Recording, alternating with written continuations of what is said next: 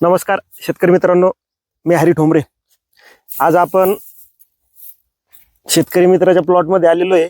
या प्लॉटमध्ये या बागेला आतापर्यंत आपण निमॅटोडवर दुर्लक्ष झाल्यानंतर आपल्या बागेत त्याचे काय परिणाम होते हे आपण आजच्या व्हिडिओच्या माध्यमातून बघण्याचा प्रयत्न करणार आहोत।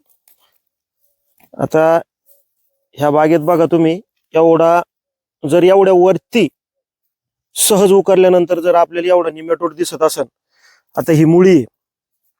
शेतकरी मित्रांनो, अनेक शेतकऱ्यांचे प्रश्न आहे। काही शेतकऱ्याला, जे नवीन शेतकरी आहे, यांना निमॅटोडच्या बाबतीत आज खूप कमी माहिती असल्यामुळं निमॅटोड येण्यापूर्वी आपल्याला पाहिजे ते औषध देता येतं, परंतु फ्रीमध्ये आपण या सगळ्या औषधाचा वापर करू शकतो। पण निमॅटोड आल्यानंतर ही जी गाठ आहे, ही गाठ या ठिकाणी आता तुम्ही बघू शकता, थोडं जवळ घ्या। आता ही मुळी, हे वरती अन्नद्रव्य इथून वरती जात होतं, खालून ही याला असलेल्या बारीक पांढऱ्या मुळ्या अन्नद्रव्य घेतात। हे अन्नद्रव्य घेतल्यानंतर आता या ठिकाणी ह्या निमॅटोडना अंडी घातली होती। इथं अंडी घातल्यानंतर इकडून उचललेलं जे अन्नद्रव्य हे कुठे येऊन थांबायला लागलं, इथं येऊन थांबायला लागलं। मग इथं थांबायला लागल्यानंतर काय झालं, झाडाचं जे अन्नद्रव्य उचललं ते इथे येऊन थांबायला लागलं, जे उचललं ते ह्या गाठीमध्ये थांबायला लागलं। मग याचा दुष्परिणाम असा होतो की आपल्या बागेमध्ये आपल्याला वरती अन्नद्रव्याची कमतरता दिसून येते।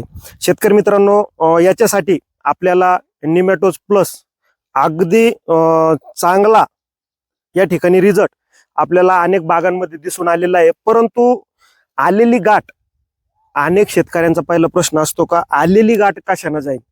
मी तर त्याच्या बाबतीत असं सांगेल, निमॅटोडची आलेली गाठ जाण्यासाठी जगात औषध नाही।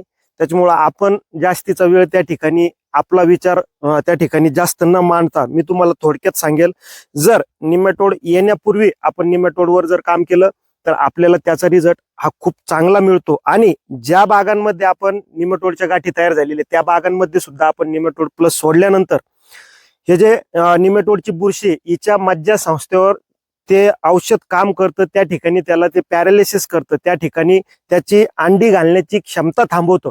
आणि नवीन मुळीवरती ते अंडी न घातल्यामुळं आपल्याला आपल्या बागेमध्ये या झाडाला दुसरी मूळ फुटल्यानंतर त्या मुळीपासून आपल्याला अन्नद्रव्य हे झाडाला घेता येतं।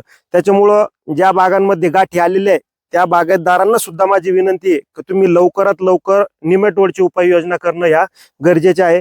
इथून खालून घेतलेलं अन्नद्रव्य हे वरती झाडाला पोचतच नाही, आणि मग आपण झाडावरती अनेक शेकडो प्रयोग करतो, आणि या प्रयत्नातून आपल्याला त्या ठिकाणी यश काही शेतकऱ्यांना मिळत नाही, आणि मग त्या ठिकाणी डाळिंब बागावर भरपूर खर्च होतो आणि आपल्याला उत्पन्न मिळत नाही, अशी धारणा शेतकऱ्यांची होते। म्हणून शेतकरी मित्रांनो, शक्यतो निमॅटोड वरती हे येण्यापूर्वीच काम करा। आज बाजारामध्ये बऱ्यापैकी औषधं उपलब्ध आहे।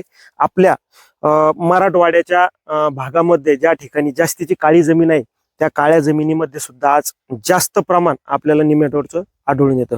शेतकरी मित्रांनो, तुम्हालाही काही प्रश्न असतील तर मला कमेंट्स बॉक्समध्ये जरूर विचारा, मी त्याला उत्तर देण्याचा प्रयत्न करेल। धन्यवाद।